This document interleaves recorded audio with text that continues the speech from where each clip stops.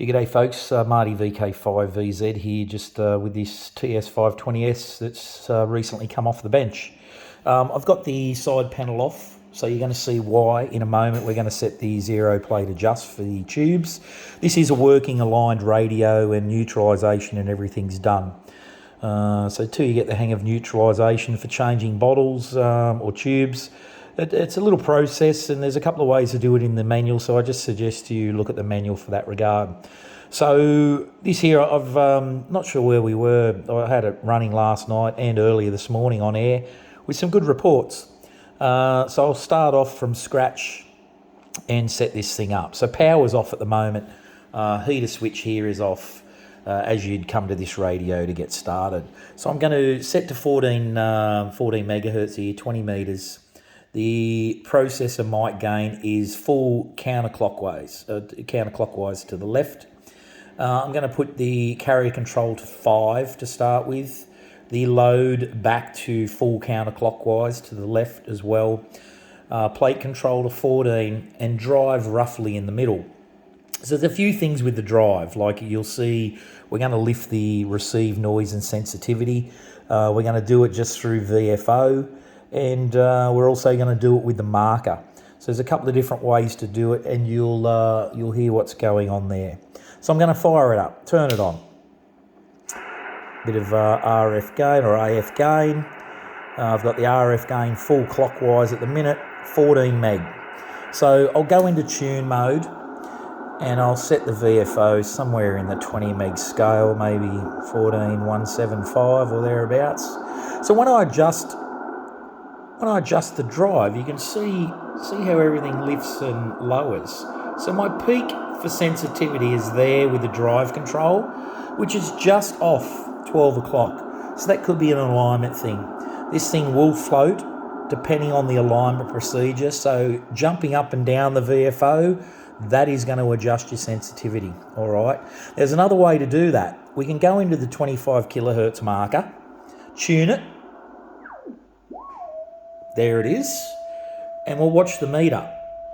So it's lowering, it's raising to a peak and lowering. So that is our peak just by utilising the marker. So to me, that's a good starting point, because the first thing we're going to do is I'm going to put the heaters on. We're going to get it warmed up a little bit. So doing that first bit of calibration is pretty much setting in terms of the alignment that's being done on this radio, and we should get nearly an instant ALC once we get there. First thing I'm going to do though, before any of that, we want to set the zero plate adjustment for the tubes, and we'll go through the motions with that. It's very important, and I sort of do it by habit. Everyone sort of says you put bottles in, you set it and forget it, but I just check to see, like it's a good indication for me that things might be going a little bit off. So you want to do that by mic gain fully clockwise, because we don't want any audio. We're going to go into a sideband mode. So I'm just going to hit USB here. I'm going to go to IP on the scale, which is going to reference the upper scale here on the meter. So it goes IP, the S meter, then it's got an ALC range. In between there's your high voltage in red, which is just off the HV, monitoring HV inside the radio. So we're going for zero bias adjust, all right? So I'm still in 14 meters. There's not too much we have to do here apart from hit send. So there's my needle, and it's literally just on 60 milliamps is where we want to be. So to adjust that, is I'll just move that mic out the way. The adjustment for that, if it is off, is this second one, which is labelled bias adjust. All right, so pretty much these are the only two we need, RF volt and bias adjust for portions throughout the radio. These other three are all for Vox control, all right, your delays and everything, Vox gain, etc. So I have set them up, but we don't need to touch them, anything to do for tuning. So I'm going to do it again, and I'll float the bias adjust. So I'll send, and you can see here, I can elevate or I can lower the bias adjust. So 60 milliamps is the place you want to be for 6146 Bravos. That's a bit of a spec, 60 milliamp, zero plate adjustment. So that's done. all right? It's a good reference point. I do it all the time. So now I'm going to go into tune mode. Going into tune gives the screen grid voltages in the radio half voltage at the tubes. So currently right now it's at 125 volts, all right? I'm going to go to ALC. And first thing we're going to do is just remember we already set our sensitivity. So we should hit send and get an ALC measurement pretty much straight away, which we have. And if I adjust the drive again, it was pretty much bang on. So that's my peak. ALC's done. That's where we want to be. I'll then go into IP. And I'm going to dip the plate, all right, for 20 metres, 14 meg, and I'm going to adjust the plate control to dip the plate. You'll see a significant dip. So I'll hit send, and I'm adjusting, it's raising, and there's my dip. So that was purely just a left and right adjustment on the plate control. Before you even go there, set it roughly to the number of the band that corresponds to what you're trying to do. Don't be surprised on other bands like 40 metres or 80 metres. As much as your reference here to start, by the time you do the adjustment, like your 40 metre one might come up here, halfway between the 7 and the 14.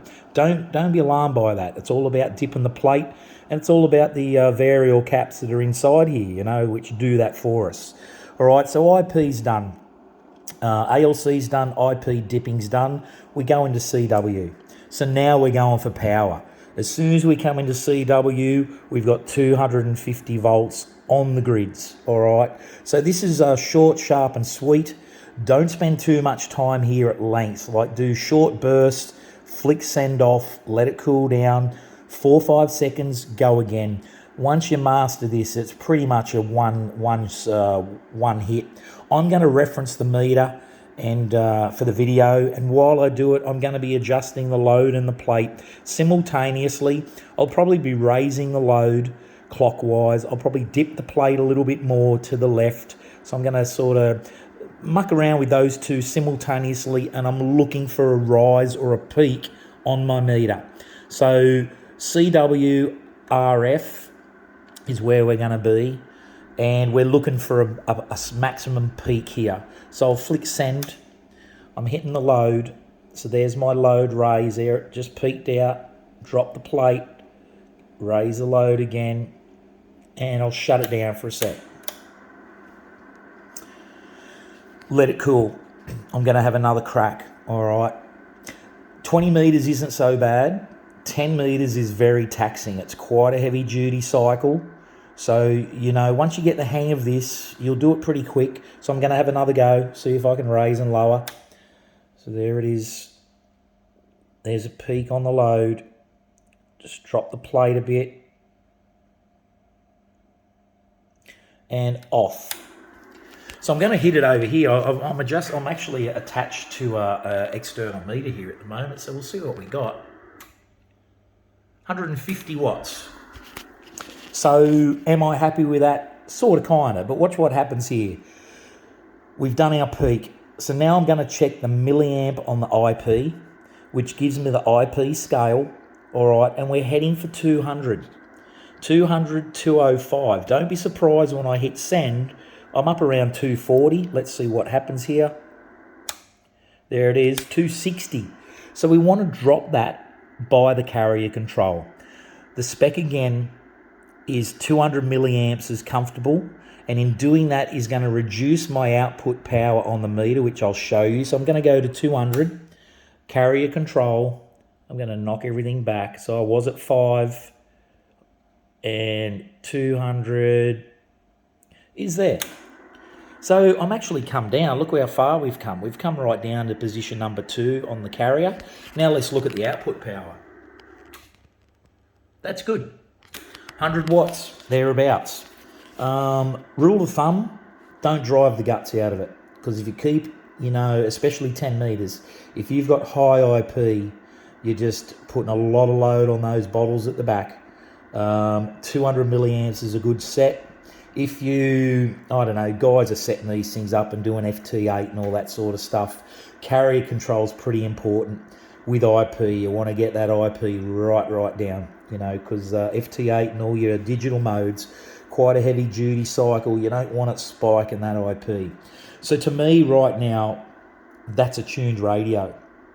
At the end of the day, from here, that's set at 14175.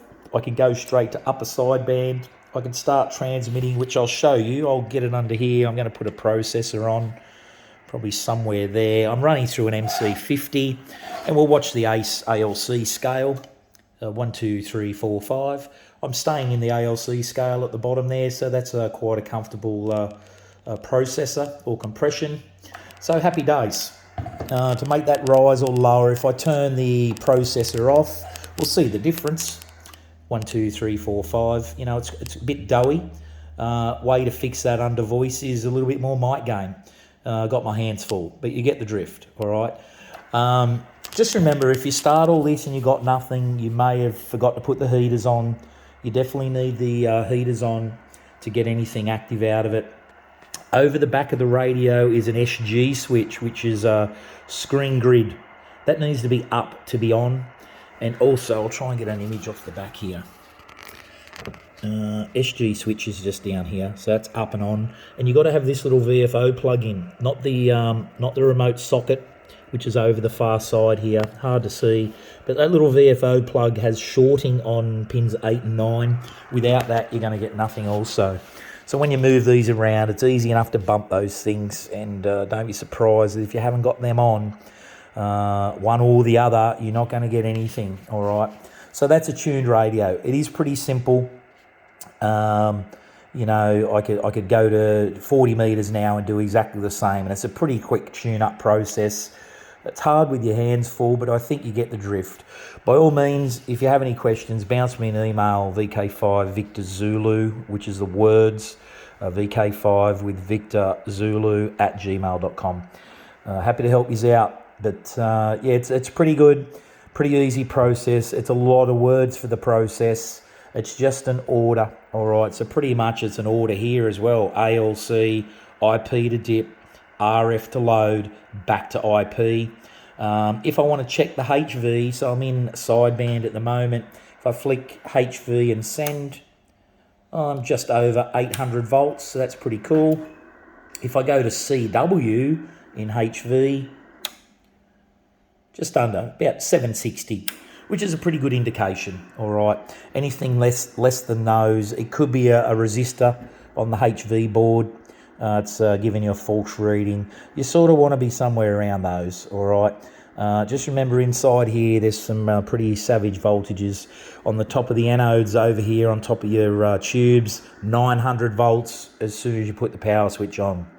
If for whatever reason you got the covers off and you're inside here, there is high voltage in here. A lot of high voltage under that PA cover, which is undercover. You know, but it's not uncommon. We have to do a bit of neutralisation. Use a insulated tool, not a metal screwdriver.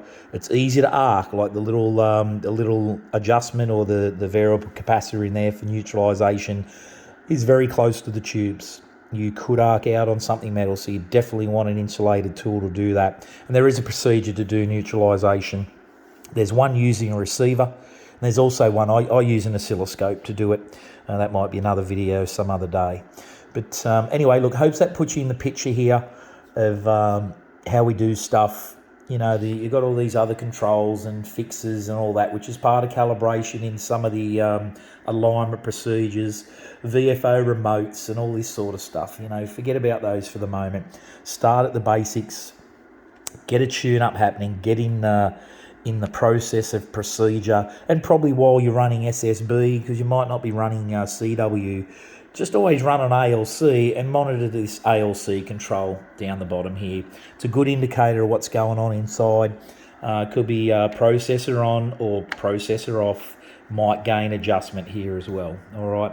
Hopefully that gives you guys a bit of an insight of these little 520Ss. No different to most hybrids. Very similar process with all of them. Yaesu, FT101Es, etc. But anyway, all the best. 73s from VK5VZ.